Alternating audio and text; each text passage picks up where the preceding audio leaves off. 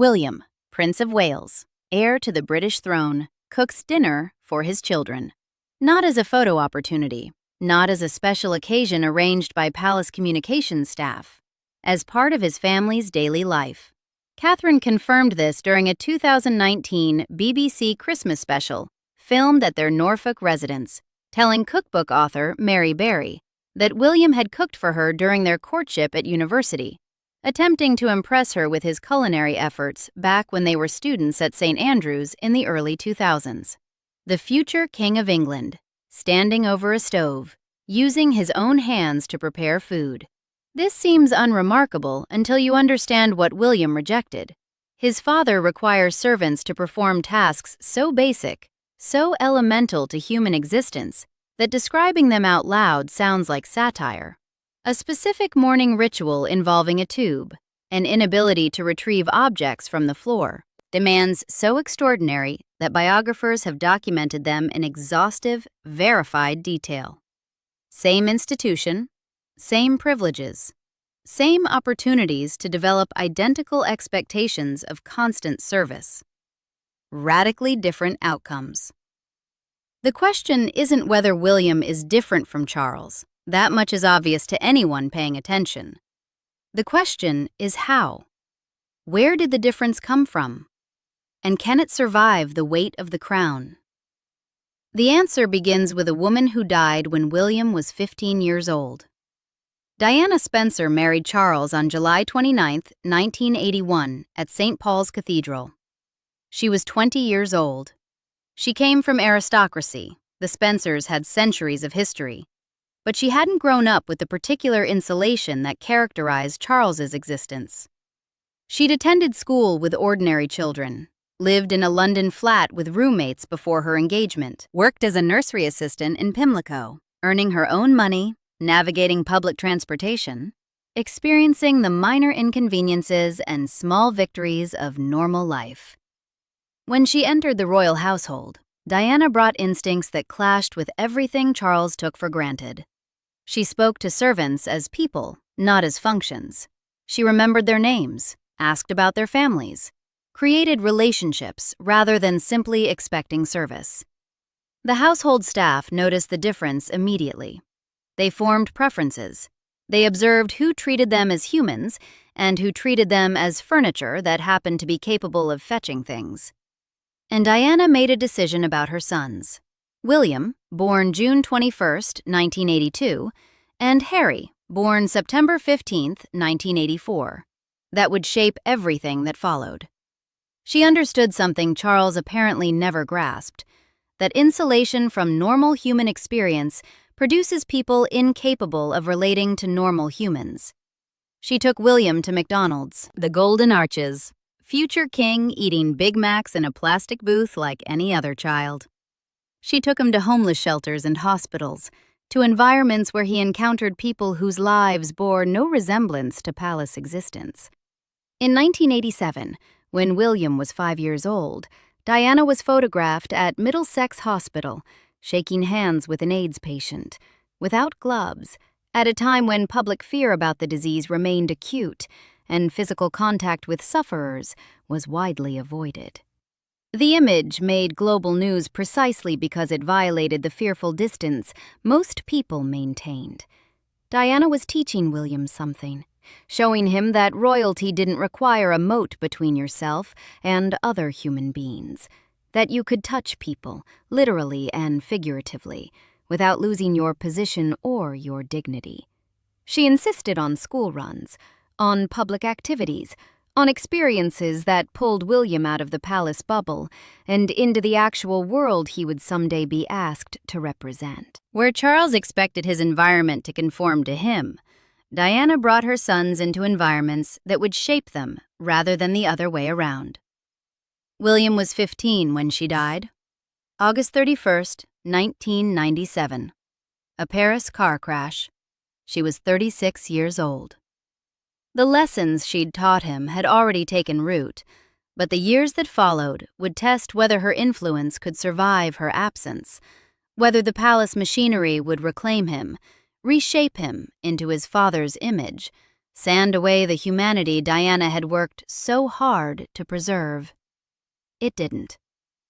At 18, William enrolled at the University of St. Andrews in Scotland, beginning his studies in September 2001. He chose St. Andrews deliberately, a smaller institution away from London, where he might find something approaching normal student life. The enrollment was kept quiet initially. William registered under the name William Wales and began his art history degree with a determination to experience university as close to normally as possible.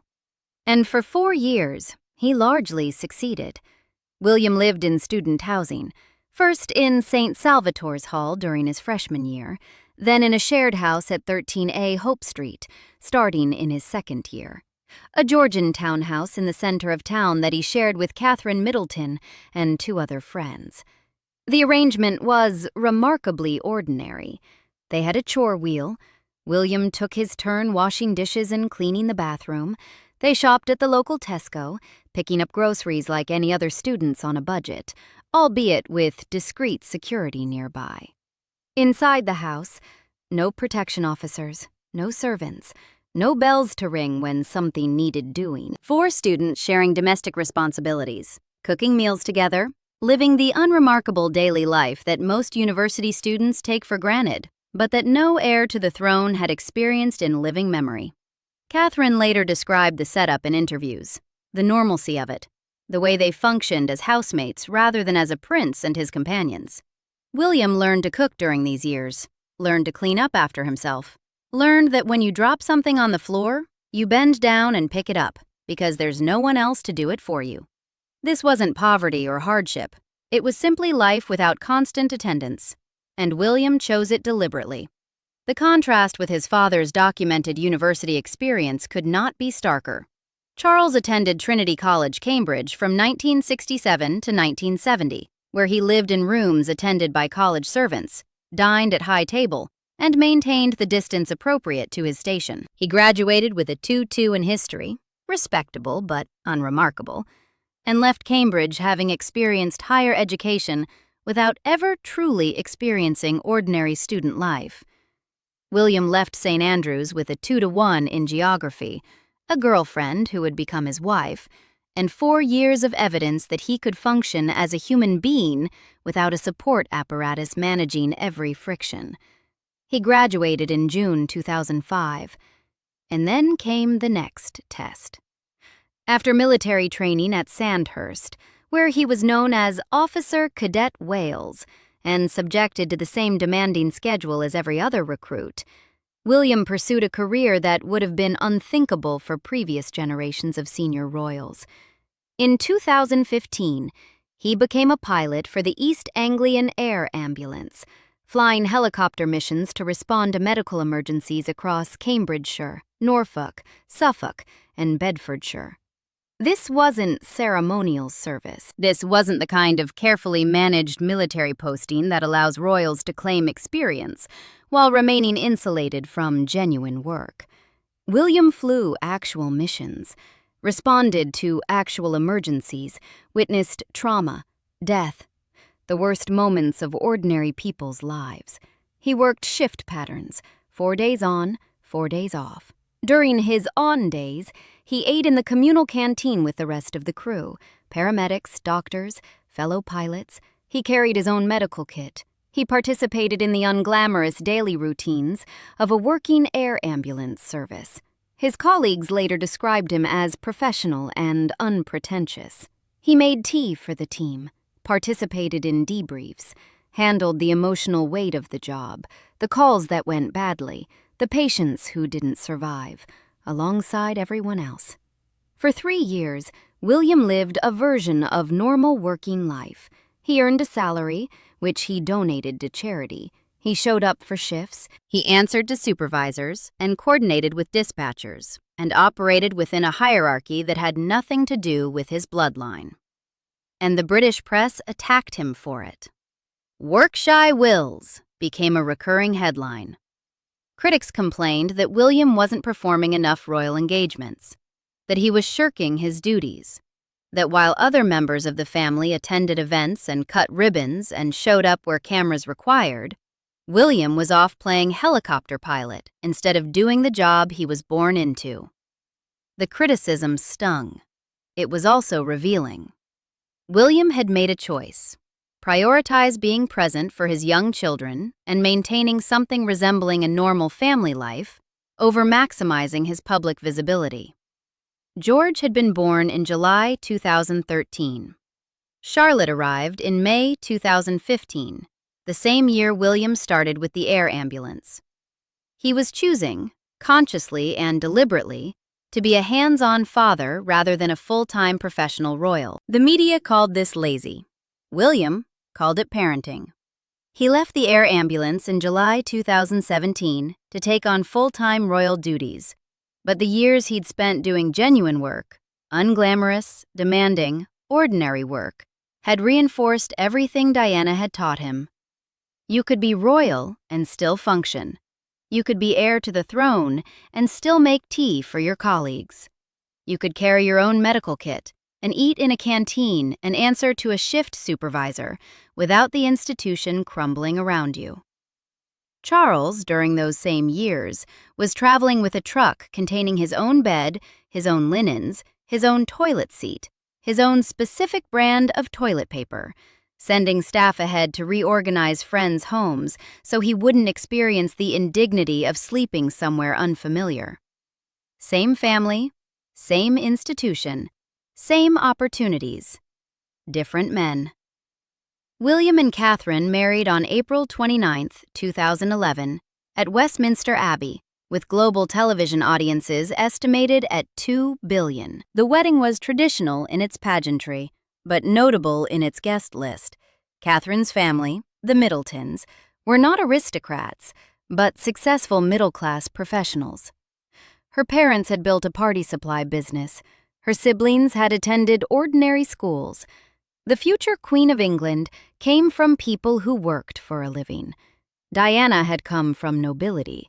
Catherine came from normalcy. And William chose her anyway.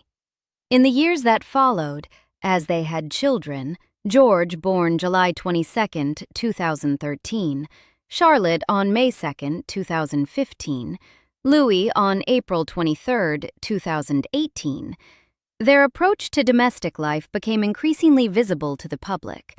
Catherine was photographed making homemade pasta with Princess Charlotte for Charlotte's 5th birthday in May 2020, during the early months of COVID-19, when the family was isolating together. This wasn't staged as a one-time publicity gesture. Catherine spoke in interviews about cooking with all 3 children, about kitchen projects undertaken together, about domestic activities that formed part of their family life, rather than being delegated to staff. Future heirs to the throne, learning to cook, getting flour on their hands and sauce on their clothes, experiencing the process of making food, rather than simply having food appear when desired. And then, in the summer of 2022, William and Catherine made a choice that crystallized everything. They moved to Adelaide Cottage. The residence sits on the Windsor estate, a modest building with a history that makes its current use almost ironic. It was built in 1831 as a retreat for Queen Adelaide, consort of William IV. A small, comfortable house intended for quiet weekends away from the formality of the main residence. Adelaide Cottage has 4 bedrooms. 4. For comparison, Clarence House, where Charles lived as Prince of Wales, has approximately 130 rooms. Buckingham Palace has 775. Kensington Palace's apartments vary in size, but senior royals typically occupy spaces measured in dozens of rooms, with servants' quarters, reception areas, and the infrastructure required for formal entertaining built into the architecture. William and Catherine chose 4 bedrooms. The practical implications are significant. 4 bedrooms means no room for live-in staff. Their nanny, Maria Teresa Turion Barallo, who has been with the family since George was 8 months old, lives separately rather than under the same roof. There are no servants' quarters because there is no space for servants' quarters. The house wasn't designed for round-the-clock household employees positioned to respond to bells at any hour. William and Catherine chose to live without live-in help. They have staff who come during working hours. They're not pretending to be commoners. But the structure of their domestic life resembles that of wealthy professionals rather than hereditary monarchs. Morning routines without valets. Evenings without butlers positioned to retrieve dropped items. A home where the family exists as a family, not as principals attended by constant service. They functioned, as much as people in their position can, like parents who didn't expect permanent attendance. This is Diana's legacy made visible in architecture, in square footage, in the absence of bell systems and servants' corridors. The mother who took her boys to McDonald's raised a man who determined his own children would know what a kitchen was for. The mother who shook hands with AIDS patients and talked to homeless people and refused to let palace walls become her son's entire world raised a man who chose a 4-bedroom cottage over a palace wing. Now consider what William was rejecting. His father, King Charles III, maintains a household apparatus that biographer Tom Bower documented exhaustively in the 2018 book, Rebel Prince: The Power, Passion, and Defiance of Prince Charles. Bower interviewed former staff, courtiers, and associates, people who had witnessed the arrangements firsthand, to build a portrait of the Prince of Wales's domestic expectations. The portrait is damning. Each morning, Charles's valet would squeeze exactly 1 inch of toothpaste onto the royal toothbrush, not an approximate amount, not some toothpaste, a measured inch. This wasn't performed once as a novelty or during illness or special circumstances. It was a daily expectation, a standing requirement, a component of the prince's morning routine that he apparently could not or would not perform himself. Squeezing toothpaste takes 2 seconds, maybe 3. It requires no special skill, no training, no strength, no coordination beyond what a small child possesses. Charles, a grown man of evident intelligence who piloted aircraft and painted watercolors and wrote extensively on architecture and agriculture, determined that this 2-second action should be performed for him rather than by him. A human being's labor was deployed to eliminate from Charles's experience the minor effort of squeezing a tube. And when Charles dropped something, a letter, an envelope, anything that slipped from desk to floor, he would not retrieve it himself. He would ring for assistance, summon a servant, wait while another human being walked across the room, bent down, picked up the item, and handed it to him. His explanation, documented by Bower, it was beneath him to stoop and forage through his waste paper bin. The word choice demands attention, not inconvenient, not unnecessary when staff are available, not inefficient given that servants are employed for such purposes. The word was beneath, a spatial metaphor positioning Charles above the act, above the bending, above the retrieval of his own property. The floor was down there. His dignity was up here. To connect them would violate some principle he'd internalized so completely he could articulate it without apparent embarrassment. Forage. Like an animal rooting for scraps. That's the word the Prince of Wales used to describe picking up his own mail. The travel demands were equally extraordinary. Bower documented that Charles would send staff ahead when visiting friends' private homes, not merely to announce his arrival or coordinate security, but with a truck containing furniture, his own bed linens, his preferred toilet seat, his specific brand of toilet paper.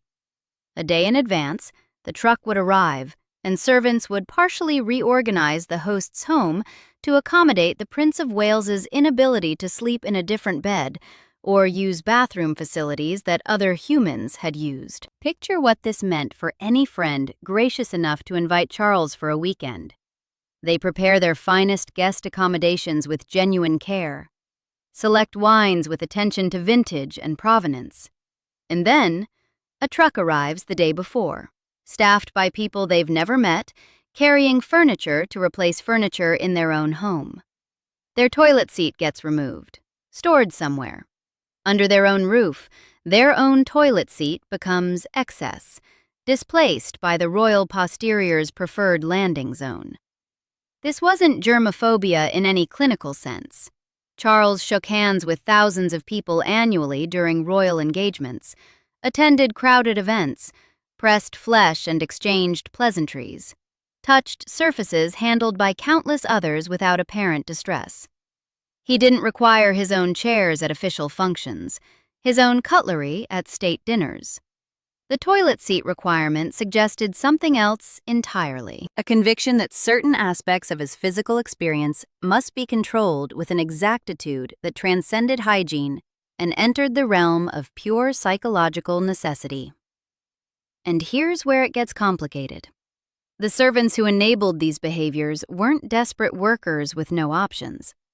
The royal household compensation structure has always been more substantial than headline salary figures suggest.